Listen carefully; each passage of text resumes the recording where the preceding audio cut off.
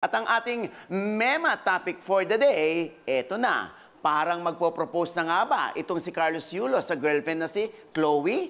Ang issue kasi, tamang panahon ba o right timing na ito para ikasal sila? Ayan. Hingin natin ang opinion sa side ni Jex at ni Ton. Yes, Mama Ogs! At kasama ko ngayon ang quizmate kong si Tonton. Ito, ngayon Oy, sandali, hindi yan si Tonton. Ano ka ba? Ay, hindi ba si Tonton? Kasi Oo, yan yung mami niya. Ah, hindi. Magkasilaki kasi sila. Yan, at may opinion ng ating kapitbahay na si Brian. Ano bang masasabi mo rito, Brian? Tito Jegs, napapanahon. Bakit? Na magpakasal sila. Dahil doon mas masusukat yung kanilang pagsasama. Kumbaga kung mas magiging strong ba or hindi sila magtatagal. Mga ganun ba? Ayan, dito, Mama Ogs, napapanahon daw. Napapanahon. Sabi ng ating kapitbahay na si Brian. Dyan kaya, Tonton, ano kayang masasabi natin siya? Alam mo, Tita Jex, kinukurot ako niya. Parang ayaw niya. Nanay, ano ba masasabi mo?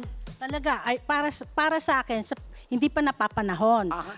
Una, bata pa siya. Pangalawa, marami pa siyang kailangan tapusin, lalo na sa kanyang family. Kaya para sa akin, hindi pa napapanahon.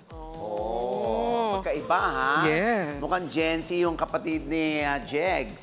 At yung si Mami naman, talagang old school yan eh. Kid. Ayan, maraming salamat sa mga opinion nyo. At dahil dyan, meron kayong regalo from Sulit TV, powered by TV5. Ayan, mapapanood nyo na ng malinaw at widescreen ang Quizmosa at iba pang TV5 shows. Mama Ogs! Yes! O, ito na nga. Ito na ang aking quiz motto. O, natutunan sa issue na ito. Mas okay kung, di ba, maayos muna yung dalawang pamilya. Si Chloe, kay Mami Angelica, di ba? Maging si Carlos sa kanyang pamilya. Para, di ba, mas masarap pag kumpleto sila, di ba? Maraming nagbubunyi, maraming humahanga, at maraming nag-hope na sana magtagumpay ang kanilang kasal at ang kanilang married life kung sakali, di ba? At walang kumukontra. Oo.